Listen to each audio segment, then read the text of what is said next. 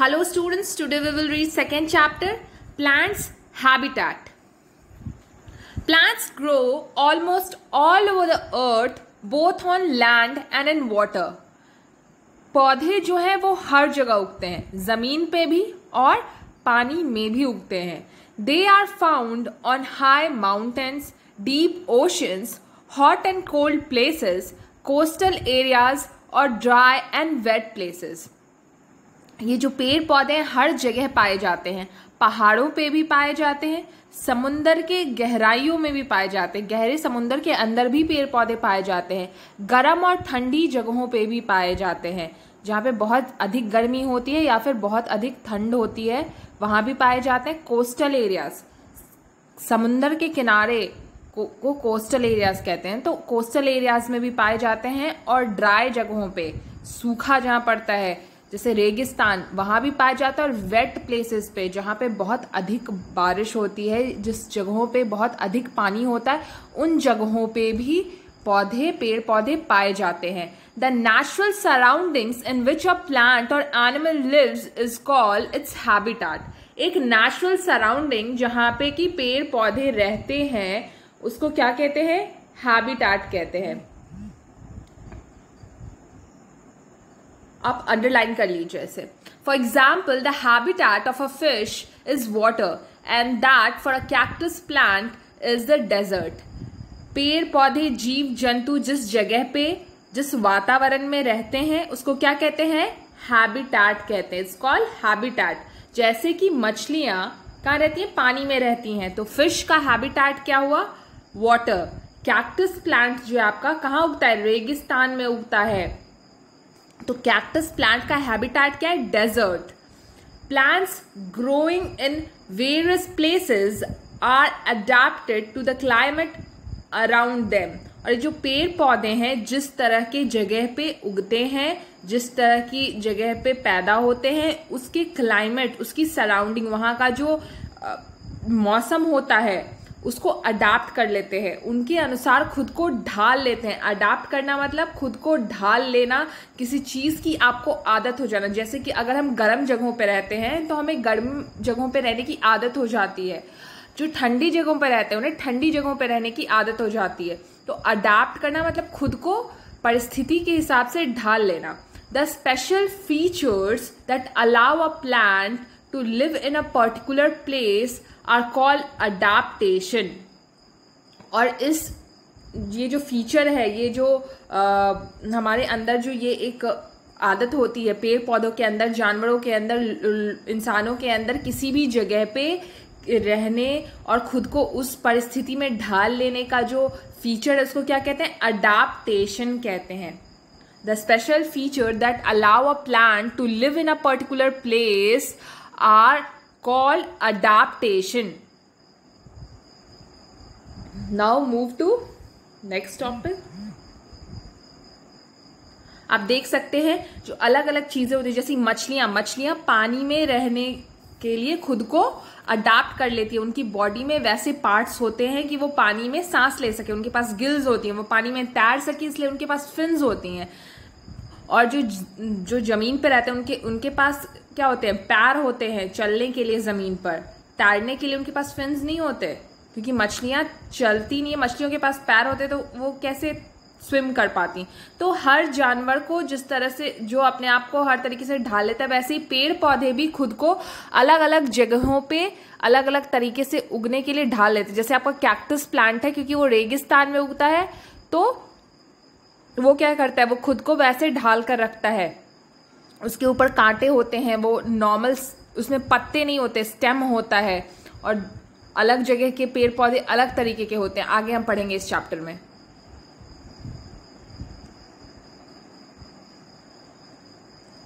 Kinds of plant. अब अलग अलग तरह के पेड़ पौधों के बारे में पढ़ते हैं. Plants are different from each other. पेड़ पौधे जो है एक दूसरे से अलग होते हैं. This is because these plants grow in different surroundings. और ये इसलिए होता है क्योंकि हर पेड़ पौधा अलग जगह में, अलग वातावरण में उगता है. With different type of soil, temperature and rainfall. अलग तरह की मिट्टी पे, अलग तरह के तापमान में और अलग तरह की बारिश में रेनफॉल, अलग तरह की पानी की मात्रा की जरूरत होती है हर पौधे को उगने के लिए। Plant can be divided into terrestrial और लैंड प्लांट्स, एक्वाटिक और वाटर प्लांट्स। प्लांट को दो कैटेगरी में बांटा गया है। दो तरह के पौधे होते हैं, एक तो जमीन पे उगने वाले पौधे जो कि जमीन पे उगते हैं उनको क्या कहते हैं, टेरेस्ट्रियल प्लांट्स कहते हैं या फिर लैंड प्लांट्स कहते हैं, और दूसरे जो कि पानी में उगते हैं उनको वाटर प्लांट्स या एक्वाटिक प्लांट्स कहते हैं। एक्वा मतलब पानी, तो एक्वाटिक प्लांट्स कहते हैं। ठीक है, दो तरह के प्लांट्स होते हैं। क्या क्या होते हैं आपका, terrestrial plant and aquatic plant. ठीक है, अब हम पढ़ते हैं टेरेस्ट्रियल प्लांट। टेरेस्ट्रियल प्लांट क्या है? टेरेस्ट्रियल प्लांट्स और land plants, plants that grow on land are called terrestrial plants. वो पौधे जो कि जमीन पे उगते हैं उनको क्या कहते हैं? टेरेस्ट्रियल प्लांट्स कहते हैं। Underline this, important. Terrestrial plants can be grouped as under. अब टेरेस्ट्रियल प्लांट्स जो है, जमीन पे भी तो बहुत अलग अलग तरह के पौधे उगाए जाते हैं, पेड़ पौधे उगते हैं, तो ये जो टेरेस्ट्रियल प्लांट्स है ना, इनको भी अलग अलग कैटेगरी में क्या किया है, डिवाइड किया है। देखते हैं कैसे ग्रुपिंग की गई इनकी। Plants that grow on hills and mountains. पहले तरह का प्लांट कौन है आपका, जो कि पहाड़ों पे उगता है। The plants which grow on hills are called coniferous plants. पौधे पेड़ जो होते हैं, जो उगते हैं आपके हिली एरियाज में, मतलब ऊंची जगहों पे, पहाड़ी इलाकों में, उनको क्या कहते हैं? कॉनिफरस प्लांट कहते हैं। कॉनिफरस प्लांट क्योंकि वो कोन के शेप में होते हैं। They are tall and thin, वो पतले और लंबे होते हैं। This help them in tapping the sunlight. और ये इनको ऊंचा और लंबा होना उनको क्या हेल्प करता है कि वो सनलाइट उनको मिल सके। दे हैव शॉर्टर स्टेम्स, और उनकी जो तने होती हैं वो क्या होती हैं, तनाएं क्या होती हैं, छोटी होती हैं। So that they can avoid harsh wind and do not gate knocked down. और उनकी जो तना होती है वो बहुत छोटी होती है ताकि जब हवाएं चले तो वो हवाओं से टकरा कर गिर ना जाएं। They have a wide root stem, और उनकी जो जड़ें होती हैं वो बहुत चौड़ी होती हैं, बहुत दूर तक फैली होती है, तो गैदर मोर न्यूट्रिएंट्स, और ताकि उनको ज्यादा न्यूट्रिएंट्स मिल सके।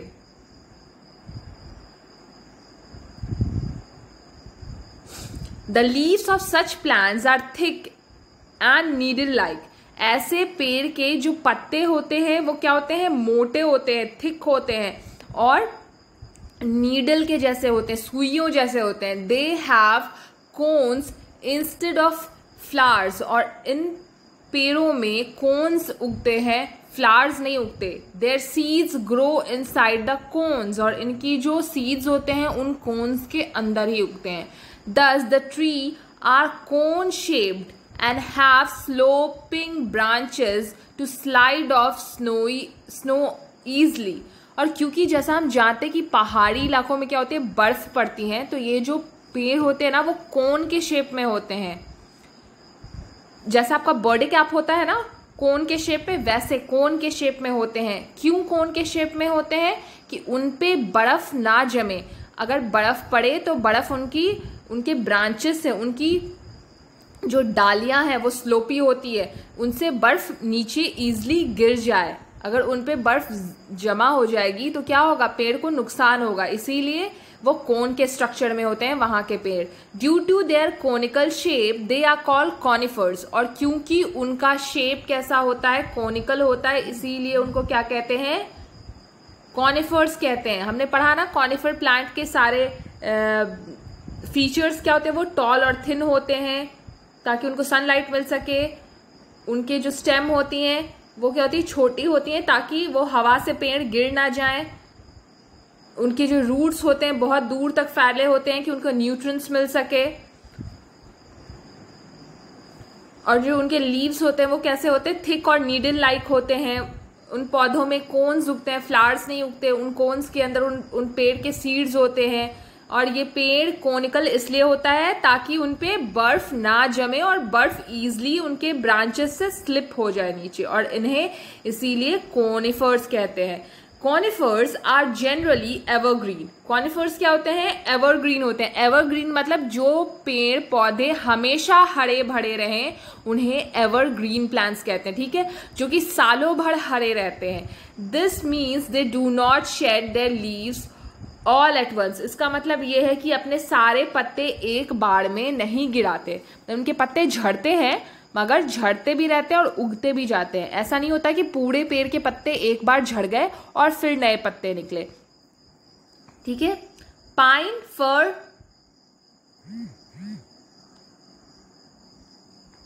Spruce and deodar are the example of conifer trees. ये सारे जो पेड़ हैं आपके, ये क्या है? सारे आपके एग्जाम्पल हैं कॉनिफर ट्रीज के। कौन कौन से? पाइन, फर, स्पर्स, देवदार। ये सारे जो प्लांट्स हैं आपके, ये एग्जाम्पल हैं आपके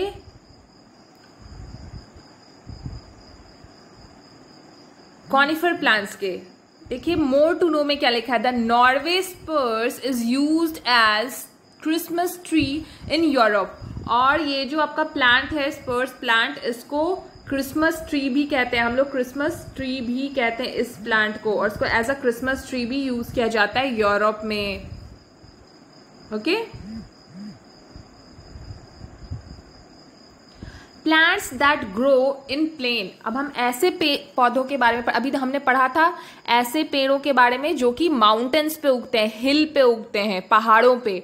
अब हम पढ़ेंगे ऐसे पेड़ों के बारे में जो कि प्लेन एरियाज में, समतल जमीन पर उगते हैं। These trees have lot of leaves with many branches. इन पौधों में बहुत सारे पत्ते होते हैं और बहुत सारी शाखाएं भी होती हैं, डालियां भी होती हैं। They have big and broad leaves. और इनके जो पत्ते होते हैं वो बहुत बड़े बड़े और बहुत ब्रॉड होते हैं, चौड़े होते हैं। These help in evaporating the excess water and keep them cool.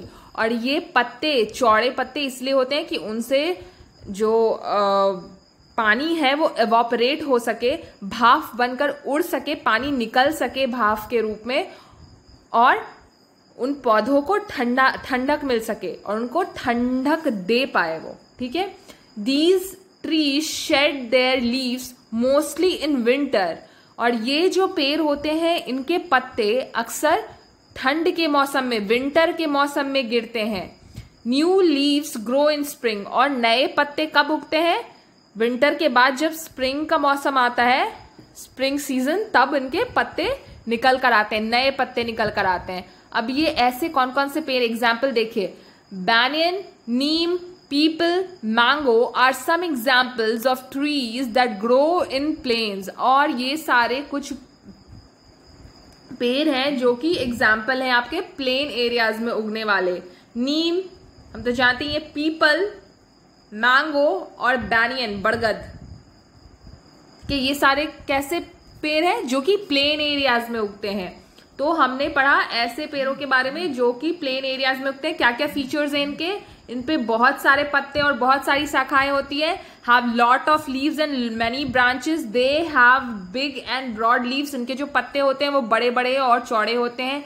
और ये पत्ते क्या करते हैं? एक्सेस वाटर को एवापोरेट करने में काम आते हैं। Help in evaporating the excess water and keep them cool. और पेड़ों को ठंडक देते हैं। These trees shed leaves mostly in winter. और ये पेड़ अपने पत्ते कब गिराते हैं? विंटर में। और न्यू लीव्स कब आते हैं? New leaves grow in spring.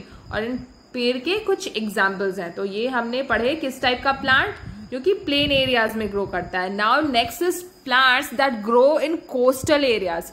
अब हम ऐसे पेड़ के बारे में पढ़ेंगे जो कि कोस्टल एरियाज में उगते हैं। कोस्टल एरियाज मतलब समुद्र के किनारे, समुद्र की जो तटें होती है ना, उनके किनारे उगने वाले जो प्लांट्स हैं उनको कोस्टल एरियाज में उगने वाले प्लांट कहते हैं। मतलब कोस्टल एरिया कहते हैं समुद्र के किनारे को। The plants that grow in coastal areas are adapted to hot and humid climate.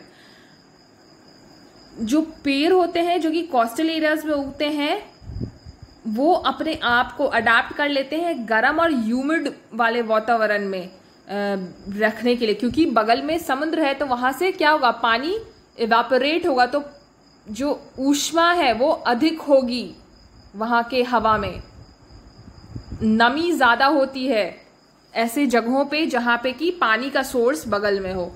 तो अधिक नमी और गर्म जगहों पे उगने के लिए ये क्या हो जाते हैं, अडाप्ट हो जाते हैं, अपने आप को इस तरह से ढाल लेते हैं कि गर्म और अधिक ऊष्मा वाली जगहों पे ये पौधे उग सकें। These trees require high rainfall, ऐसे पौधों को अधिक रेनफॉल की जरूरत होती है, अधिक बारिश की जरूरत होती है। Coconut and rubber trees are example of plants that grow in coastal areas. और कौन कौन से पेड़ है जो कोस्टल एरियाज में उगते हैं? कोकोनट और रबर। अब इन क्या पढ़ा हमने कि ऐसे एरियाज में उगते हैं जो कि हॉट और ह्यूमिड क्लाइमेट में होते हैं और इन्हें अधिक रेनफॉल की जरूरत होती है, अधिक बारिश की जरूरत होती है।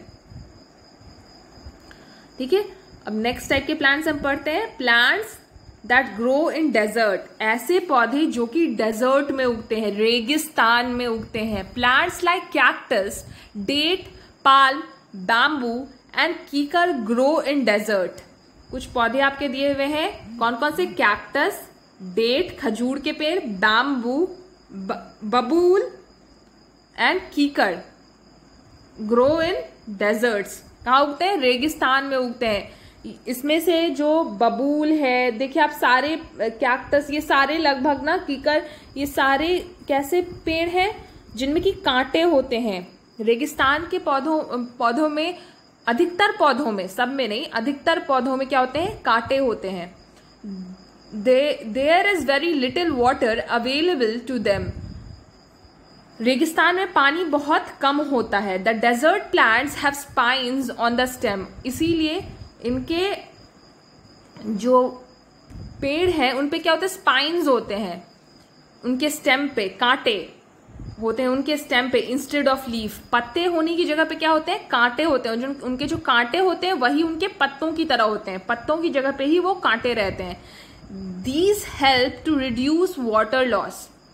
और ये कांटे क्या करते हैं? पानी, जैसे कि हमने पढ़ा था ना, जो पत्ते होते हैं जिनके ब्रॉड चौड़े पत्ते होते हैं तो उनसे पानी एवोपरेट होता है, पर इन पौधों को तो पानी कम मिलता है, इसलिए इनके पानी क्या होने चाहिए? एवोपरेट नहीं होने चाहिए। इसीलिए पानी कम एवोपरेट हो, इसलिए इनके पत्तों की जगह पे क्या होते हैं? कांटे होते हैं। This help to reduce water loss from the plant. और ये जो कांटे हैं ये पौधों से कम पानी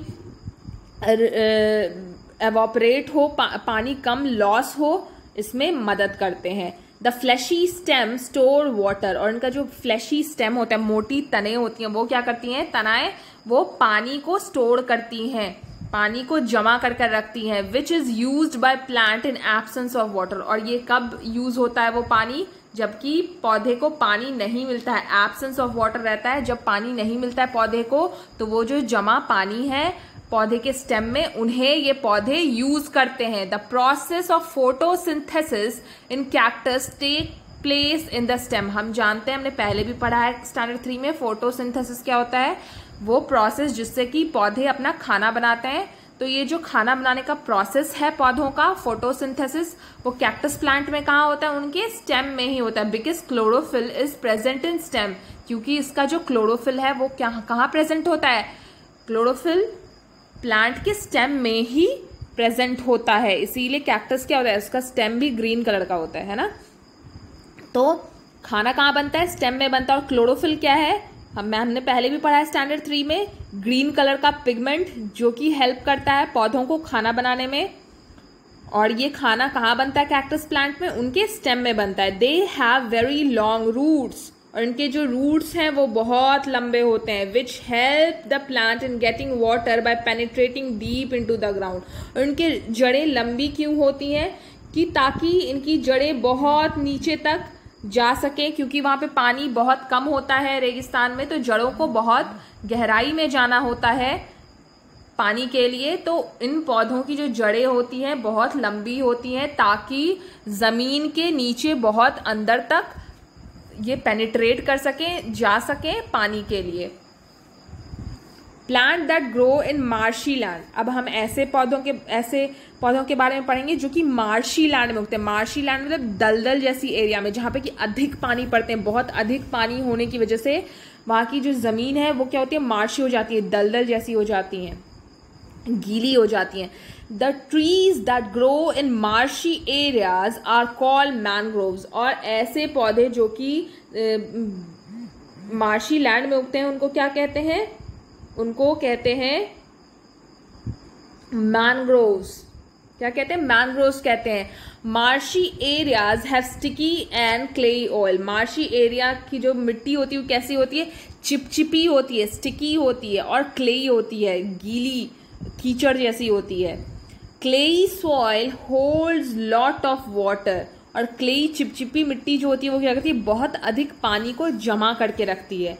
एंड वेरी लिटिल एयर, और बहुत कम हवा होती है इस मिट्टी में, क्योंकि मिट्टी की जो कने होती हैं, मिट्टी के जो दाने होते हैं ना, छोटे छोटे कने होती हैं, उसके बहुत चिपकी हुई होती हैं, तो इनमें हवाएं बहुत कम होती हैं और पानी बहुत अधिक जमा होता है। The roots of mangrove grow above the soil. इसीलिए मैनग्रोव जो पेड़ होते हैं उनकी जो रूट्स होते हैं उनको ज़्यादा अंदर पानी के लिए जाने की ज़रूरत ही नहीं है, पानी तो ऊपर ही जमा होता है। इसीलिए इनकी जो जड़ें होती है वो क्या होती है, मिट्टी के ऊपर होती है। Because air can not reach them their roots, क्योंकि उनकी जड़ों को मिट्टी के अंदर हवा नहीं मिल पाती है, इसीलिए इनके जो जड़ें होती है वो कहाँ होती है, मिट्टी के ऊपर होती है। This type of root is called breathing roots. और ऐसे रूट वाले पेड़ों को क्या कहते हैं, ब्रीदिंग रूट्स कहते हैं। ऐसी जड़ों को क्या कहते हैं, ब्रीदिंग रूट्स कहते हैं। These roots have tiny pores at their tips. और ऐसे जो जड़ें होती हैं उनमें क्या होता है, टाइनी पोर्स होते हैं उनके टिप पे, through which gases can pass, जिससे कि गैसेस जो हमारे हवा में जो गैस है, कौन सा गैस चाहिए होता है पेड़ों को, CO2 कार्बन डाइऑक्साइड, और भी जो चाहिए वो उस जड़ से पास हो सके। Rhizophora is a common mangrove plant. और मैनग्रोव प्लांट क्या है, कॉमन, राइजोफोरा। देख सकते हैं आप पिक्चर में, इनकी जो जड़ें होती हैं क्या कहाँ होती हैं, ऊपर होती हैं, जमीन के ऊपर होती हैं। और राइजोफोरा क्या है, एक मैनग्रोव प्लांट है जो कि कॉमनली पाया जाता है मार्शी लैंड्स में। Mangrove plants are also called halophytes. देखिए यहाँ लिखा है मोर टू नो में, मैनग्रोव प्लांट्स को क्या कहते हैं, हेलोफाइट्स भी कहते हैं। They are commonly found in Sundarbans. Sundarban delta जो है हमारे कंट्री में, वो क्या है, वहाँ पे बहुत अधिक रेनफॉल होता है, बहुत अधिक बारिश होती है। वहाँ के जो लैंड्स है वो क्या है, मार्शी लैंड है, और वहाँ पे कॉमनली हमारे देश में मैनग्रोव प्लांट्स पाए जाते हैं, मैनग्रोव फॉरेस्ट है वहाँ पे। ठीक है, now come to next topic. Next topic हमारा है plants that grow in heavy rainfall area. ऐसे पौधे जो कि बहुत अधिक रेनफॉल वाली एरिया में उगते हैं। Plants that grow in heavy rainfall areas are full of leaves. ऐसे पौधे जो कि बहुत अधिक बारिश वाली जगह पे उगते हैं उनमें क्या होते हैं, बहुत अधिक पत्ते होते हैं। दे आर लश ग्रीन, और ये बहुत ही हरे भरे होते हैं अराउंड द ईयर, ये पूरे ही साल बिल्कुल हरे भरे होते हैं। They are called evergreen trees, और इनको एवरग्रीन ट्रीज कहा जाता है। एवरग्रीन मतलब जो कि हमेशा एवरग्रीन रहें, हमेशा हरे रहें। ठीक है, एवरग्रीन ट्रीज कहा जाता है। Teak is a evergreen tree. Teak जो है वो क्या आपका एवरग्रीन टी है। Some small plants that grow in heavy rainfall areas are sugar cane, cotton and rice. कुछ ऐसे पौधे जो कि एवरग्रीन हैं, हैवी रेनफॉल वाले एरियाज में, मतलब जहां अधिक बारिश होती है ऐसे एरिया में उगते हैं, वो क्या क्या है, टीक है आपका, शुगर केन है, और क्या है, कॉटन, जिनसे आपके कपड़े बनते हैं। शुगर केन जिससे चीनी बनती है, इख, और ये कपास आपका, और टीक, ये सारे वहां उगते हैं जहां पे कि बहुत अधिक रेनफॉल होता है। और ये सारे क्या है आपके एवरग्रीन प्लांट्स हैं। एक्वाटिक और वाटर प्लांट्स। अब हम आते हैं हमारे एक्वाटिक प्लांट्स पे। अभी तक हमने पढ़ा सारे ऐसे पौधे जो कि जमीन पे उगते हैं, यहाँ तक हम इस चैप्टर को हमने पढ़ा और समझा। अब नेक्स्ट पार्ट हम नेक्स्ट वीडियो में पढ़ेंगे। तब तक के लिए अगर आपको ये चैप्टर समझ आया तो प्लीज़ वीडियो को लाइक करना ना भूलें। Thank you for watching this video.